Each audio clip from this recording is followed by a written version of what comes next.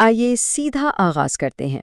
حج کے 5 مقدس دن، ایک ایسا سفر جو انسان کی روح کو مکمل طور پر تبدیل کر کے رکھ دیتا ہے۔ آج کے اس تفصیلی جائزے میں ہم ان 5 دنوں کا ایک واضح میپ تیار کریں گے۔ ہم ان تمام احکامات اور مقامات کو ان کے ٹھیک وقت کے ساتھ سمجھیں گے جہاں سے ایک حاجی گزرتا ہے۔ تو چلیے دیکھتے ہیں کہ یہ سفر کیسا ہوتا ہے۔ یہ پورا سفر بہت خوبصورتی کے ساتھ 5 واضح مراحلوں میں تقسیم کیا گیا ہے۔ پہلا دن منا کی نمازیں، دوسرا دن عرفات میں قیام، پھر مزدلفہ کی وہ خاص رات، تیسرے دن عید کے مخصوص اعمال، اور بالآخر چوتھے اور 5ویں دن کا آخری مرحلہ یعنی تکمیل۔ اس ٹائم لائن کو اپنے ذہن میں تھوڑا بٹھا لیجئے۔ 8 سے لے کر 12 ذی الحج تک تاریخیں اور مقامات مسلسل بدل رہے ہیں، کبھی منا، کبھی عرفات، پھر مزدلفہ۔ اس سے پہلے کہ ہم پہلے دن کی تفصیل میں جائیں، یہ مکمل روڈ میپ ذہن میں رکھنا بہت ضروری ہے۔ تو چلیے پرسکون انداز میں اپنے سفر کے 8 ذی الحج کا آغاز کرتے ہیں، جہاں پہلی منزل ہے مینا۔ جب ایک حاجی منا کی ان بستیوں میں پہنچتا ہے تو مقصد بھاگا بھاگ نہیں ہوتا۔ یہاں آمد کا اصل مقصد اپنے خیموں میں قیام کرنا، آنے والے دنوں کے لیے خود کو اسپرچولی تیار کرنا اور ایک مخصوص ترتیب میں نمازیں ادا کرنا ہے۔ اور وہ نمازیں کون سی ہیں؟ ظہر سے شروع ہو کر عصر، مغرب، عشاء اور آخر میں اگلے دن یعنی 9 ذی الحج کی فجر۔ یہ 5 نمازیں بالکل اسی ترتیب میں یہاں پڑھنا سنت ہے۔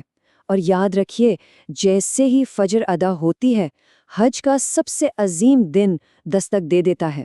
اب ہم سفر کے اس حصے میں داخل ہو رہے ہیں جس کا درجہ سب سے بلند ہے، 9 ذی الحج، مینا سے عرفات کے میدان تک کا سفر۔ مقام بدل چکا ہے، ہم عرفات کے میدان میں ہیں۔ یاد رکھیے، جیسے ہی یہاں ظہر کا وقت داخل ہوتا ہے، جو کوئی بھی یہاں احرام کی نیت کے ساتھ موجود ہوتا ہے وہ رسمی طور پر آفیشلی حاجی بن جاتا ہے۔ دیکھیے، احرام پہننا اور دیگر احکامات پورے کرنا اپنی جگہ لازمی ہیں، لیکن یہ بات ہمیشہ یاد رکھنے والی ہے کہ وقوف عرفات کے بنا حج تصور ہی نہیں کیا جا سکتا۔ یہ رکن اعظم ہے، اس پورے سفر کا بالکل مرکزی رکن۔ یہاں ہونا ہی اصل حج ہے۔ یہاں اس میدان میں ایک بہت سخت پابندی ہے جس پر دھیان دینا ضروری ہے۔ غروب آفتاب سے پہلے آپ یہاں سے نکل نہیں سکتے۔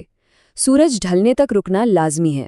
لیکن ایک حیران کی بات بتاؤں، سورج ڈھلنے کے باوجود آپ یہاں مغرب کی نماز ادا نہیں کرتے۔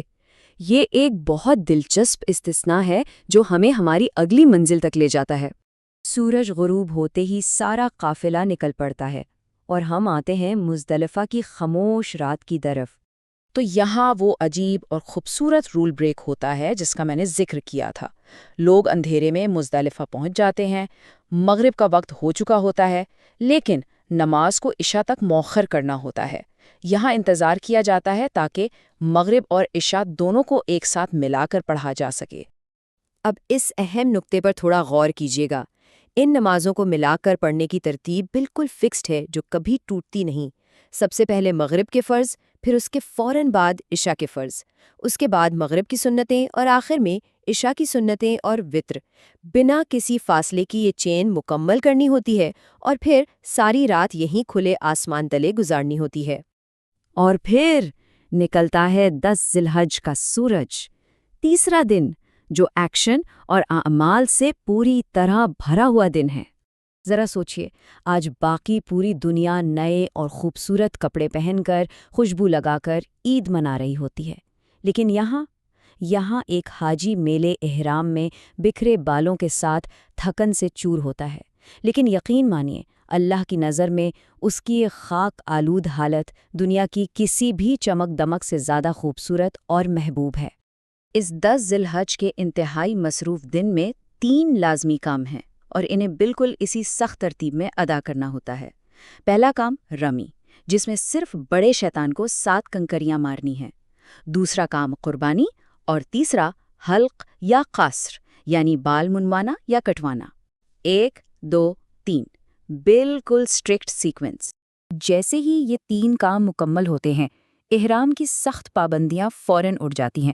اب سلے ہوئے کپڑے پہنے جا سکتے ہیں۔ اس کے بعد بس طواف زیارہ اور صحیح کرنی ہوتی ہے، जिन्हें 12 ज़िलहज के सूरज ढलने से पहले हर हाल में पूरा करना होता है। अब हम आहिस्ता आहिस्ता अपने सफ़र के आखिरी 2 दिनों यानी 11 और 12 ज़िलहज में कदम रख रहे हैं, जहां तकमील होती है। यहाँ सबसे अहम पॉइंट ये नंबर 7 है। इन आखिरी दिनों में रमी का अमल तीनों शैतानों पर होता है और हर एक को बिल्कुल ठीक 7 कंकरियां मारनी होती हैं, ना एक कम ना एक ज्यादा। तो चलिए थोड़ी सी मैथ भी कर लेते हैं। 3 शैतान हैं और हर एक के लिए 7 कंकरियां, तो टोटल हुए 21। यानी 11 ज़िलहज को ठीक 21 कंकरियां मारी जाएंगी और फिर बिल्कुल इसी तरह 12 ज़िलहज को भी मज़ीद 21 कंकरियां। हिसाब बिल्कुल वाज़ेह है। इस अमल के हवाले से वक्त की पाबंदी भी याद रखनी चाहिए। इन दोनों दिनों में कंकरियां मारने का वक्त हमेशा ज़ोहर की नमाज के वक्त से शुरू होता है और अगली सुबह यानी सुबह सादिक तक मौसर रहता है।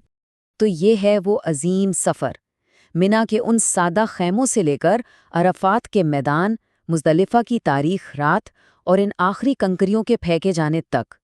क्या लगता है आपको, इन 5 इंतहाई मेहनत तलब और रूहानी तौर पर अजीम दिनों से गुजरने के बाद एक इंसान अंदर से किस कदर तब्दील हो चुका होता है? इस रास्ते पर चलने के बाद यकीनन कोई वैसा नहीं रहता जैसा वो शुरू में था।